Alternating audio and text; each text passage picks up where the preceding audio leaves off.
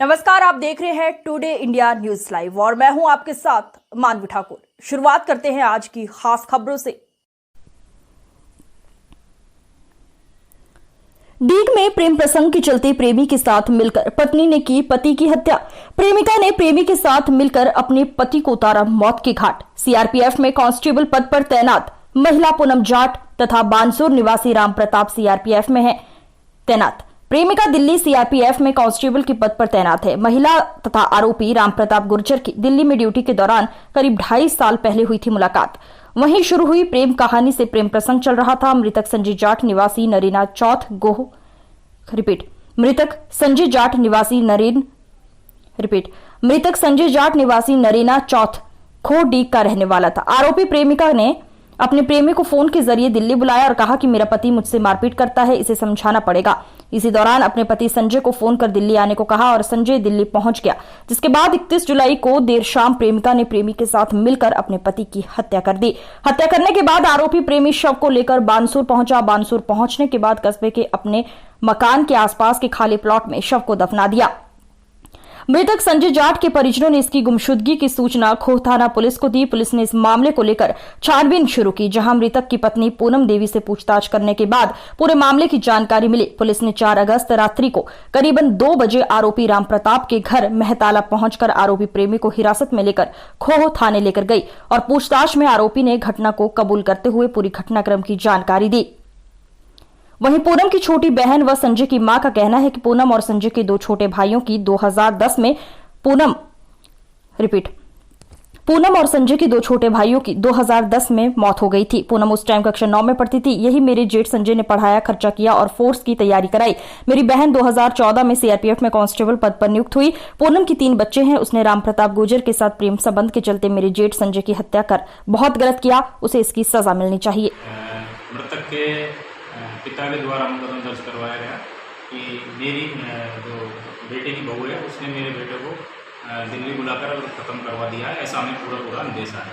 तो इस पर हमने नामजद मुकदमा हुआ बहू के खिलाफ, तो उसको बुला करके हमने थाने पर पूछताछ की, जिसमें उसने ये बात सही निकली और उसने बताया कि मैंने मेरे पति को दिल्ली बुला करके नहीं, मेरे प्रेमी के साथ में हम दोनों ने मिलकर उसको दिल्ली में ख़त्म कर दिया और लाश को वो लेके चला गया है। लाश के बारे में मुझे पता नहीं, जिसकी हम सत्यता घटना की सत्यता जानने के लिए हम यहाँ से नई टीम पे रवाना हुए और बानसूर जा करके नहीं हमने कथित आरोपी को वहाँ जाकर डिटेन किया, जिससे पूछताछ की गई तो बात सही निकली और डिटेन करने के बाद उसे गिरफ्तार किया गया। 27 के खिलाफ फिर उसको घटनास्थल जहाँ उसने बताया वहाँ ले जा करके नहीं और FSL टीम बुलाकर बॉडी को रिकवर किया गया। वहाँ से एक पोस्टमार्टम करवाया गया बानसूर हॉस्पिटल में और वहाँ से परिजनों को बाद पोस्टमार्टम के शव को अंतिम संस्कार को सुपुर्द किया गया। उसके बाद अनुसंधान अभी जारी है। अच्छा, ऐसा ये जो महिला उसका प्रेमी है कहाँ तैनात थे और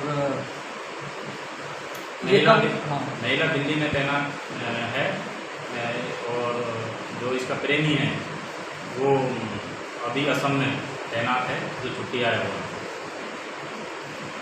हुआ। मनीराम, ये जो घटना हुई है इसके बारे में बता, क्या क्यों हुआ मामला? मैं 31 जुलाई को अपने घर पर था और 31 जुलाई को मेरा बेटा बड़ा संजय सिंह मेरी पुत्र वधू पूनम से मिलने के लिए दिल्ली गया। पूनम कुमारी CRPF में तैनात है।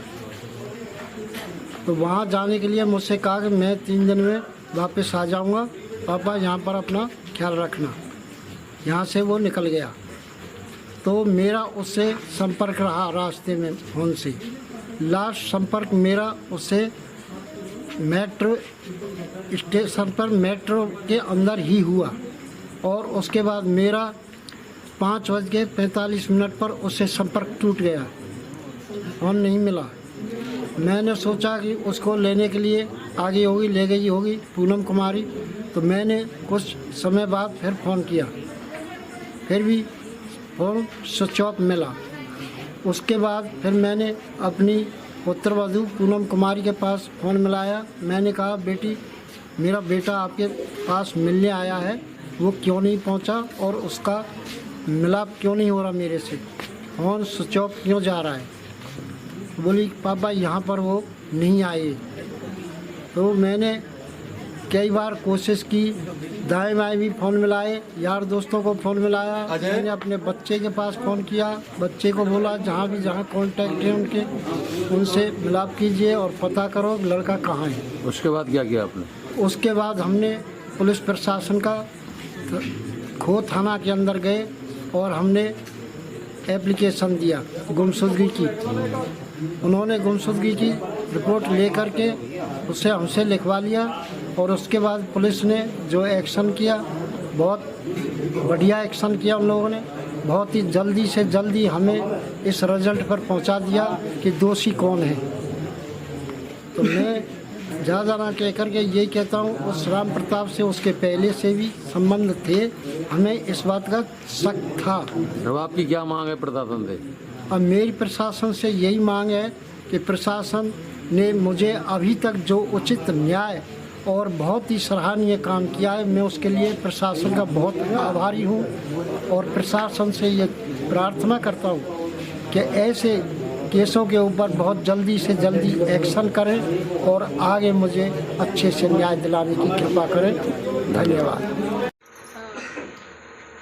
पूनम आई घर तो उन कागज पत्र संभाल लिए, तो हमने वहाँ की राय तो रखवारी करी, राय तो जगह है तो कहूँ निकल नहीं जा, राम प्रताप के संग ना चली जा, निकलने की प्रार्थना। आज की खबरों में बस इतना ही। देखते रहिए टुडे इंडिया न्यूज़ लाइव।